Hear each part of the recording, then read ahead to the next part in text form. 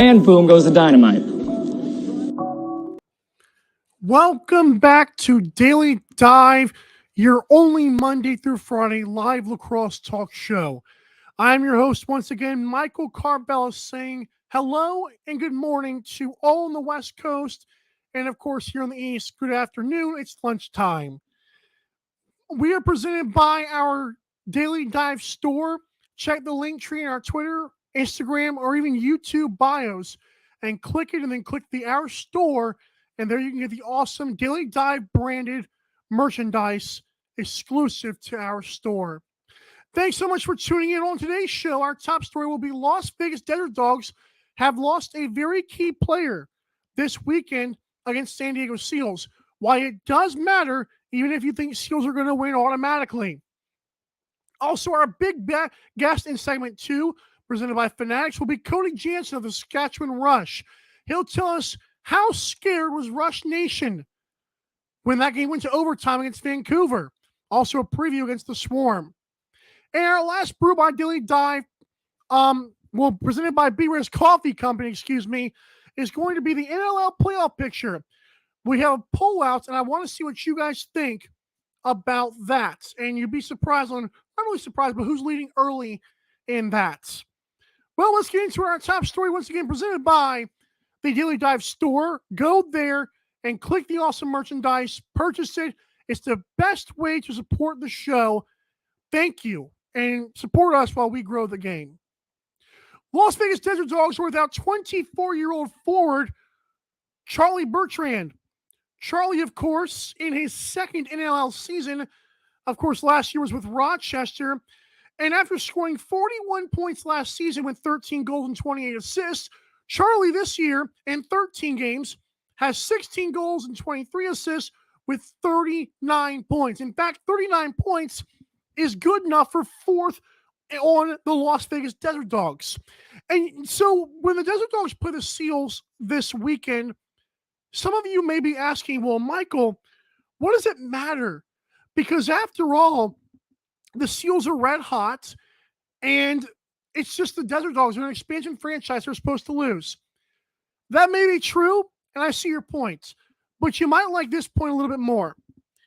Did you know that in that close outdoor game against the Seals in San Diego, remember that game at Snapdragon Stadium on ESPN News or whatever it was? Well, Charlie Bertrand, remember that game was close, and the game ended up being 15-12 in favor of San Diego. However, Charlie Bertrand had 3 goals and 1 assist in that game just a month and a day ago.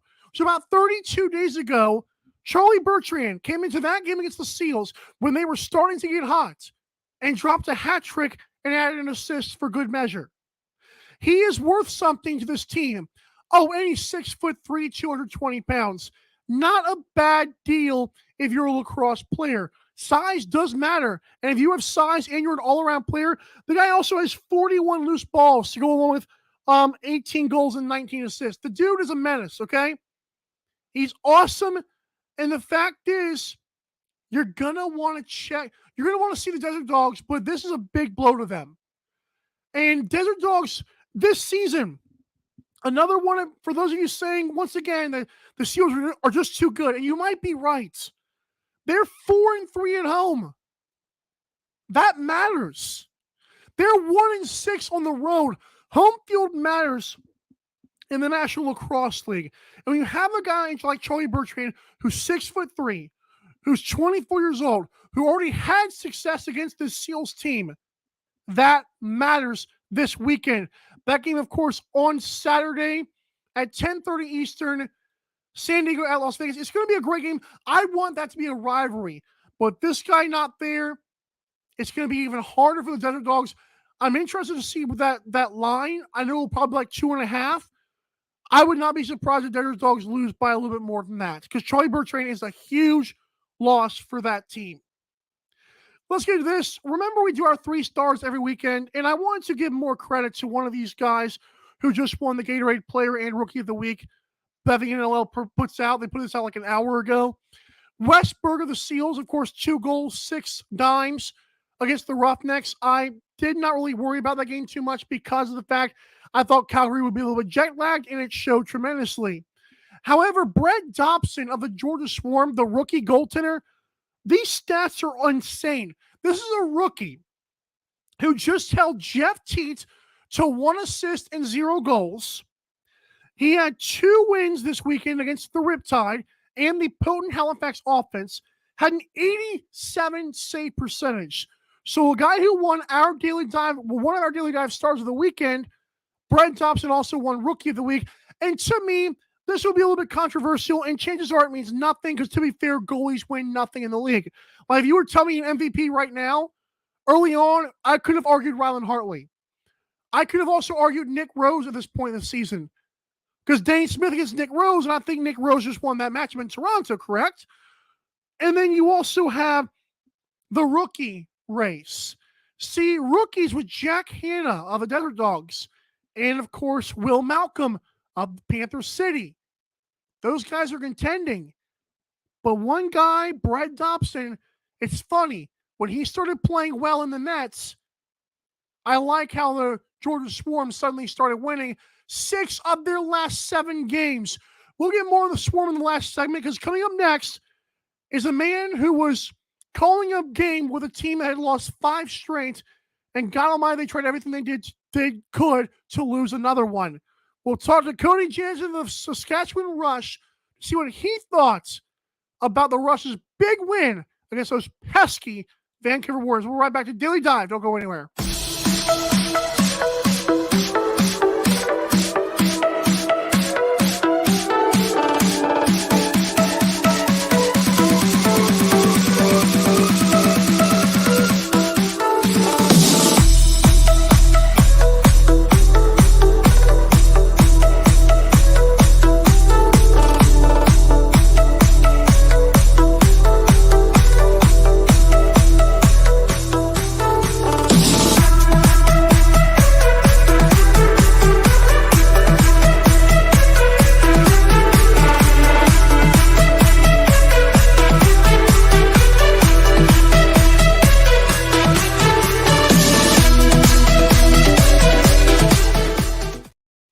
Our big guest presented by Fanatics is the one, the only, the cap-wearing Cody Janzen. Cody, welcome back to Daily Dive. It's a pleasure to have you on once again. How are you, sir? Thanks for having me, Mike. Doing good. Good. It feels better after a win, doesn't it? Of course. It always does. That's right. I want to give a shout out to the Rush because I know they lost 5 straight. And it was not a fun time, I'm sure, in Saskatoon. But before I get to anything, Cody Janzen, of course, play-by-play broadcaster for the Rush, had this to say during, and I was watching this live, and I know I loved it probably as much as John Fraser. Maybe not quite as much as John Fraser. But you said someone stole the ball like Twitter is stealing blue check marks. Mic drop. Good job by you, sir. You got to have some sort of fun on the broadcast, right? It keeps things interesting. And I think that's, the best part about the NLL is, and the teams, is we do have that freedom to be a little creative, to be a little quirky at times. And I think it makes the games enjoyable. Completely agree with that. But enough of what the broadcasters think. We got to get to the game itself because I'll be honest. What did you notice about the Rush to start? Because the very first thing that came to your mind that you thought was different, because we know that Vancouver plays them well. You and Jake Elliott have told us that. What did you see right off the bat that you thought was why Rush were able to build such a big lead at especially a late point in the game? The issue was they weren't at the start. They came out. They were still gripping the sticks. They still looked a little, not nervous. I don't think that's the best word, but they knew that the stakes are high. You could feel the pressure, beforehand, and Vancouver jumped out to a lead. They go up 2-0. In SaskTel Center, everyone's kind of looking around, being like, "What's going on here? We're in trouble again." But then Saskatchewan did start to settle in. Then you get some contributions from guys like Reese Dutch. You get Robert Church going. Ryan Keenan had one, right? Like, it was a team effort. Mark Matthews had 8 points. It just felt like a little bit of a weird start. Get up big, fourth quarter, all of a sudden Vancouver, everything they touched seemed to be going in at times. It wasn't like they were even getting the best scoring chances in the world. They were just executing on another level. And as Jake Elliott, he told me as well, he just likes this Vancouver dynamic. It seems like it's changed a little bit. And they had won 3 of their past 4 before Saskatchewan. Like, it's not like they're slouches by any means. It's not the 0-12 Vancouver Warriors. They're still a competitive team. They still have some unbelievable players. I think the X factor came down to Saskatchewan's defense, and in large part their young lefties like Boudreau, Barnable, McClellan, Garland, shutting down Keegan Ball and Sean Evans to levels that I don't know if the two of them, someone would have to do some research, have been held goalless in a game yet this year together. I don't know if someone else has done it. They very well could have, and I just didn't look it up beforehand. But I thought it was pretty damn impressive what the young D-man on Saskatchewan did against 2 world-class forwards. Jake Boudreau is quickly becoming a personal favorite of mine ever since that goal late when Dane W wanted to chop his head off, and Boudreau said, "Who's this guy?" Well, I love that. I love Jake Boudreau. Like you said, he had played a great game. But I'll be honest, and I wonder if it was just me, because I can't really feel as much on the broadcast as you probably felt in the SaskTel Center. But as the Rush were surrendering an 11-6 lead, were you also like, was the fans you felt like were kind of looking around like, oh, here we this? I did not think the team was going to win in overtime. How did you feel the energy was, and how were the Rush able to pull that off? You don't have enough time to think on the broadcast. Things just happen so quick. But again, yeah, I would say that there's a lot of people probably worried, probably biting their fingernails. It's an uncomfortable spot to be in. The other team scores 5 straight. But lacrosse is a game of runs. There's always going to be those runs. It just depends on how you defend it, how you turn the tide. Well, you get the break in overtime. You get a massive save from Bouquet in overtime. You go down and win it, right? Robert Church had that chance off the start, tried to go low, I think glove side on Bold, didn't miss by much, right? Vancouver goes back the other way. Saskatchewan gets a stop, gets a turnover, and then you end it. So I think that just shows the maturity on the team. So I think from a player's perspective, they really don't care if the run was 5 or if it was 11. It really doesn't matter to them. It's about, getting the big timely goal. From a fan's perspective, I'm sure there was some pretty worried, probably not too happy, but I don't know. It's lacrosse. It's what makes it fun, right? Anything can happen. You're never out of games, and I think that's why the NLL is the most exciting league in the world. I vouch for that. I was biting my fingernails for sure, but I felt a sense of relief in the entire lacrosse community when the Rush were supposed to win that game, and they did. Let's switch gears now, because this Saturday at 7:00 Eastern, you got to play, I would say, a pretty tough Georgia Swarm team at this point. Rookie Brett Dobson has been shutting down people to the point where he's just got a Rookie of the Week, and the Swarm look like they're playing better. They're more consistent with the schedule, which makes sense. What's the task for the Swarm? How tall is it? And how do they beat the Swarm team? Well, the Swarm have been awesome, and they've got the hottest goaltender in the league right now.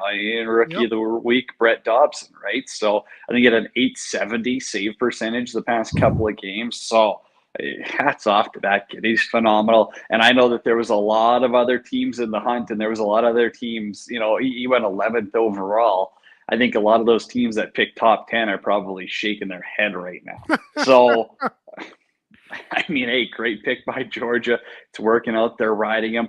They've won 6 of their last 7. I will note, though, and this isn't to, just stomp on them or anything, but 2 of those wins are against Albany and 2 were against New York. Whoa. So I'm not going to say, those are easy games. You're playing Jeff Teat. You're playing, Dougie Jameson. But that's also not the toughest schedule in the world. I think anyone can put that together. That's not a hot take. I do think Georgia's been clicking, and I think that their offense is starting to gel a little bit more. We're seeing a little bit more of 2020 Shane Jackson, Lyle Thompson. Everyone knows what he can do. Ryan Cole's been contributing. Q's been phenomenal. They've got all the pieces. Everyone knows that. It was their defense was suspect at the start of the year, and they weren't getting the saves. Now you're getting the saves from Wendy. Now you're locking it down on defense a little bit more, and you're getting that offensive production. That's what's scary about Georgia. Agreed. I agree with that. It is a good point about Brett Dobson, like, having the top 10 teams. Were the Rush one of those teams, or do they not have a top 10 pick? Yeah, the Rush picked Austin Madronic. He ain't bad. Come on, don't do it to Austin Madronic. No, I think Madronic's going to turn out into exactly what Saskatchewan needs, right? They needed a young righty on offense. I think next year, their top pick or two, they got two in the first round. They're probably going to go with a young lefty and a young righty. Like, again, they need to draft forwards. It's kind of like that 2013 to 2015 range for the Rush, back when they drafted Mark Matthews, back when they drafted Robert Church, Ben McIntosh, Curtis Knight, right? You load up on defense first, you build that core, and then you supplement that with some of the forwards. I do believe Saskatchewan was considering moving up in the draft if that opportunity became available, and I believe that probably Brett Dobson was on their radar. As a former Whitby Warrior, you've got that connection. Obviously, there's enough Whitby connections in Saskatchewan. I think Brett Dobson would have for sure been on their radar, but sometimes teams aren't willing to make the moves, and sometimes they don't play in the same sandbox as you. Sandbox. Two things I want to add at the end of this. Number one, I want it because this is up for a top player of the week. I thought it should have been. I don't know if it was luck, but Alex Bouquet, that one save he made, even on the broadcast, I heard you didn't realize he actually saved that thing, reached back from behind the net and was able to keep it out. Ridiculous. How cool was that? You can't even on the replays we saw live, you could see he got it, but it wasn't as impressive in the moment because everyone was such in shock of just how did that stay out? Did he get it? Did it just spin the wrong way? It was insane. Then you watch it after the fact. I don't know. That's not human. There's very few people in the world that have reaction time reflexes like Bouquet to pull that off. And again, I mean, the big man just comes through. That's the difference maker right there. That goes in, Rush lose, right? It's regulation goal right there. Well, yeah, that's just how lacrosse is, right? The craziest play, a little play like that, has massive implications on the outcome of the game. So Bouquet right there saved the game. Could we be talking about that saving the season for Saskatchewan? We could look back on that after 18 games and say that's the difference maker. That's what makes the game fun. There you go. Are you going to be there at Georgia Swarm game this Saturday? Yes, we'll be there. It's an early one for Saskatchewan time. I think it's a 5 o'clock start, so probably 7 local. It is 7. Yeah. Got the call. Rush app. Be sure to download it. Well, I won't be on the Rush app, but I will be at the game, so hopefully we'll run into each other. And hopefully I won't feel like Alex Bouquet, but I'll be similar. I'm pretty big. But no, I'm excited to see my first lacrosse game in person. So looking forward to your call that I'll probably listen to afterwards, and looking forward to the game, sir. Sounds good, Mike. Always a pleasure. You too, Cody. Thanks so much for joining us. Once again, Cody Janzen, everybody. Saskatchewan Rush play-by-play. I'm going to say that line again. He stole the ball like Twitter stealing blue check marks. If you know, you know. Just be aware of that. When I come back, it's the Last Brew, presented by B-Res Coffee Company, code Daily Dive. We'll talk NLL playoff picture and got a poll going, and people are already chiming in. It's Daily Dive. We'll be right back.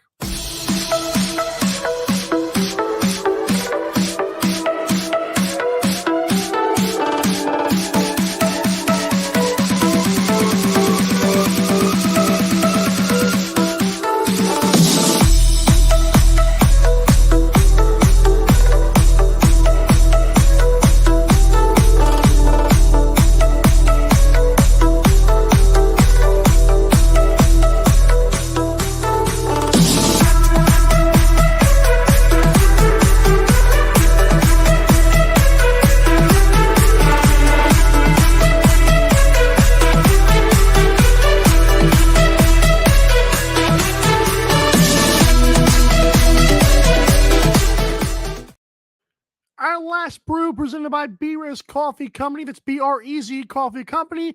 Code Daily Dive. Check out their awesome flavors. And also a tweet from them that just came out a couple hours ago is it's their birthday next Wednesday. Should they do anything special? So let the good folks know there at B-Res Coffee Company, and you tell them the code Daily Dive when you check out. Awesome flavors over there. NLL playoff picture. Let's get into it. It's time. Look at this joker. Are you kidding right now? Okay. So here's what we're looking at for the playoff picture currently. Let's do this one. Of course, the Seals at this point in the West would play the Mammoth. Now, listen, you want to talk about a good run to the final? How your first round matchup, if this was the case today, would be the Seals, who are probably the favorites right now, or one of the favorites, playing defending champions who might sneak in regardless. Pretty tough matchup. Other part in the West would be the Roughnecks and Panther City. Panther City is a pesky little kitty cat, man. Those guys are tough. And I think Panther City, now they would have no home field advantage. I am so sorry, but that is the God's honest truth. Calgary might sweep them pretty easily in 3 games. On the other side, Toronto Rock against the Halifax Thunderbirds. That's a good one because I feel like Halifax has a good offense, but do they have the defense? We know Rock can get hot, as we saw against the Buffalo Bandits, but is that good enough to sweep them? I'm not sure. It might be a 3-game series. And, of course, the Buffalo Bandits and the Rochester Nighthawks, that would be tough as well. Rochester has played Buffalo pretty well this year, if I recall correctly. Could be wrong. Don't kill me, Buffalo fans. Also, Saskatchewan Rush on the outside looking in.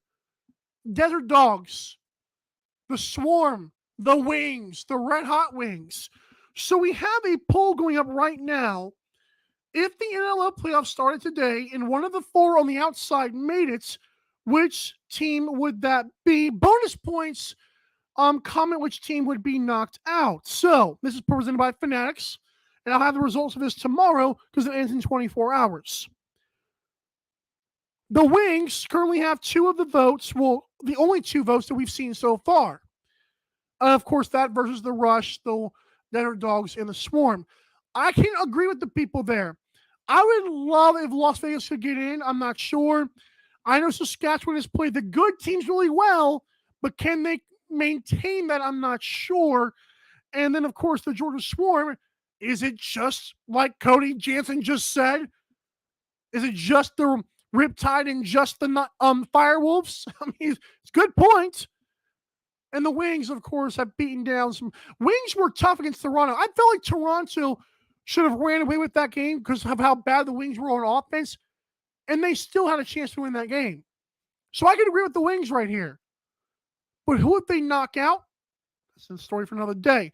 Of course, it would have to be, if I read this correctly, I believe it's one of the Western Conference teams. I could be wrong. I'm probably dead wrong about that. It's probably the other way around. But one of the teams is going to have to be knocked out. Like it's like another, the way the seeding works out.